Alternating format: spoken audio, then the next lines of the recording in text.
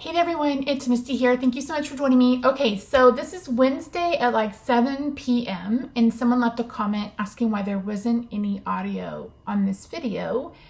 And thank you to that commenter for letting me know. I had to completely restart iMovie and re-add the audio. So this is actually a re-upload. So if you already saw it, I apologize. You can watch it again and this time hear what I have to say, I guess. But these are super beginner friendly 5-minute cards once you have the measurements ready to go. So yeah, sorry about the re-upload, but technology is what it is, right? Right. That's Roxy's little towel. She refuses to use it. Hi everyone, it's Misty here from TheJollyFatElf. Thank you so much for joining me. Welcome to day 4 of my 2024 holiday card series. This is my 10th year, and there are videos probably going back maybe 5-6 years where I've done zero stamping, where I've just used die cuts or stickers to make cards. And I did a whole series about that earlier in the year, not earlier in the year, like in the July or August, where I showed how you can use stickers and die cuts as a beginner and make beautiful cards that are simple and easy without die cutting, etc. So in today's video, we're doing the same thing. I'm going to share with you how you can use the same sketch 2 different ways. And I'm making 6 cards, and 1 set are on action wobble, and I think that's pretty cool. So if you're new here, new to these parts, hi, I'm Misty. Like I said, this is my 10th year of doing a holiday card series, which is bananas. It's bananas. And I have so much planned for you guys this holiday card series. And yeah, I'm doing my best to post every Monday, Wednesday, and Friday. If you watched Monday's video, you know that I jinxed myself on that. So yeah, I'm gonna do my best. So yeah. So if you haven't already, I hope you'll consider subscribing. Give the video a thumbs up if it's still available. I don't know. I have no idea. At the end of each month, I will pick a random video and then a random comment for someone to win a prize from me. So be sure you watch all of the videos and leave yourself a comment. It is open international. I think I forgot to mention that on Monday. Do I need to tell you anything else? I don't think so. All right, so let's head over to the craft table and we're going to do some cards with die cuts and 1 sketch. All right, friends, so if you purchased any of my holiday card bundles last year, you saw you had some of these tags in your little free gift. So this is one of my favorite ways to make cards, and I've done this now for several years. And in fact, 1 year I actually used wooden ornaments on cards, and I think I'll do that again. It was so much fun. So these are just tags I picked up off Amazon. I tend to look for ones that are a little bit bigger. That way they fit on the front of a card. Look at this one, the Santa with the little reindeer. That one's definitely going to be one we use in the future. My goal is going to be to use all of these up on cards this holiday card series. So you'll definitely be seeing these again. But again, if you're a beginner, getting tags, stickers, etc., even if you're not a beginner, even if you just want to make some really fun, quick card sets, like maybe for a craft fair, or if you want to give, these make great coworker gifts. Even if you didn't do Christmas ones, you can find tags for just about any occasion. And like a set of 5 of these to a coworker that were happy birthday, I think that would be a fantastic gift. I would love that gift. Teacher appreciation. So you don't have to limit yourself to tags just for Christmas, but this is a time when you're going to see a lot of them. And my goal is to use them up in this project. So I am going through some of my Project Use Your Stuff paper to find out what I want. And I found this Mary paper this is from Photoplay from eons ago. And another thing I like to do is if there's not a sentiment I'm going to put on the card, I try to look for paper that actually has my sentiment. So of course, this is Santa. Santa is very recognizable. So we know that this Mary paper just means Merry Christmas. So I'm cutting these down to 4 by 5 1/4. And then I'm cutting the middle ones down to 3. And I'm going to use that same measurement for both cards. And then on that yellow layer is going to be another piece of paper that I'm going to cut at 1. And they're all cut at 5 1/4. So they're going to go across the pattern paper, and then there's going to be a bit of a white layer around it. Again, really simple, really easy. If you cut your paper to 4 by 5 1/4, you're going to have a 2-inch strip that you can just cut in half and use those on the card. And again, simple, quick, easy, and any kind of holiday that you can find tags. So this is actually paper that I used last year to make planner dividers. I bought the 12 by 12 paper pack, which I normally don't do when it comes to Doodlebug, but I did last year because I was like, I need planner dividers. And you guys never saw that. I don't even remember if I filmed it, but if you guys want to start seeing Plan With Me videos again, just let me know. I used to post those on Sunday. I haven't done it in forever, but I feel like that life is getting a little bit busier again, and I have things that I want to get done. So I could go back to making Plan With Me videos. You would just have to let me know. And again, those would be on like Saturday or Sunday.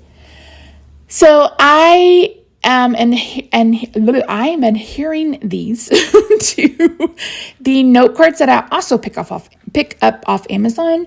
I think it's 100 note cards and 100 envelopes for like $25. You may be able to get it cheaper. I actually just got 200 colored A2 size envelopes for $15, and I think that's a fantastic deal. So some of the cards that will be featured in my Etsy shop will have colored coordinating envelopes, and I love that. So sometimes I don't measure correctly, so I just trimmed off the extra. This polka dot paper is actually from Queen & Co., but again, any kind of tone-on-tone pattern will do. So I always say work with threes. You want a large pattern, a medium pattern, and then one that can be like either a solid or a monochromatic pattern. And this card is one of those that really showcases it well. So for me, the large pattern is the Mary. The medium pattern is the confetti, or I think it's actually sprinkles in the center.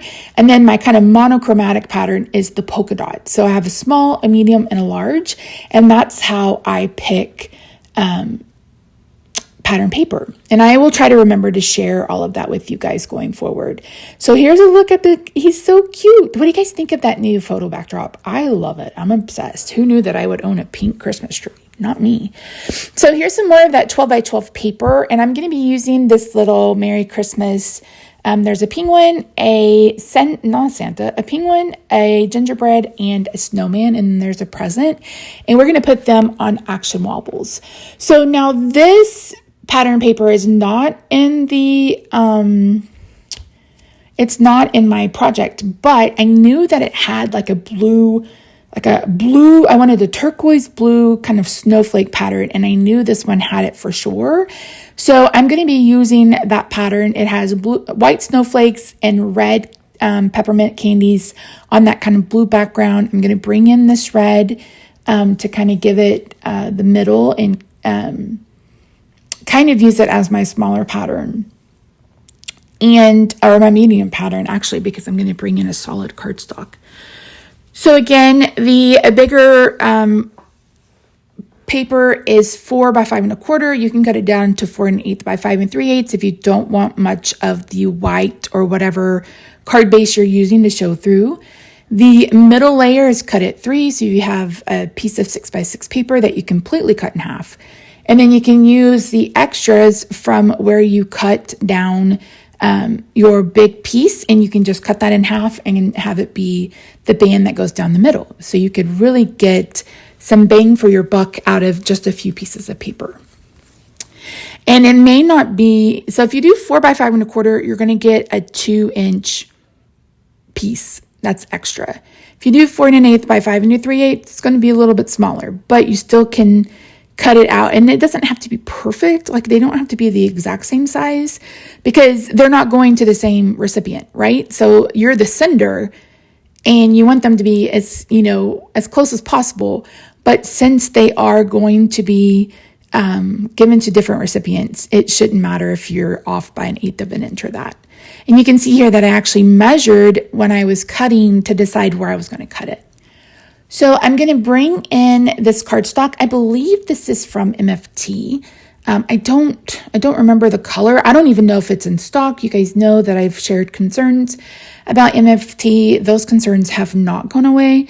The owner, Kim, made an announcement in the Facebook group not long ago that she was basically going to do everything on her own. And so I guess we'll see what happens with them. But fingers crossed that they can stay afloat, because we've already lost a lot of companies. Paper Reuse Inc. went out of business. Possum Stamps went out of business. There's like 10, 15 that have gone out of business, mostly smaller, but some bigger ones too. Hefty Doodle went out of business. Clearly Besotted went out of business. So don't buy counterfeit. Don't buy counterfeit. I know it's less expensive that way, but don't buy counterfeit, because when you buy counterfeit, it takes money out of these small businesses' hands, and then they go under. Or they're like Hello Bluebird and they switch to a subscription, and you don't really get to pick what you want. You have to take what you take and don't throw a fit. So just be mindful of that. I know it's tempting. I know. But just be mindful of where the money's coming from. You know what I mean? So there is a hole in the little gingerbread, and I have those little red bows. I thought I would put one on, but it completely covered its little face.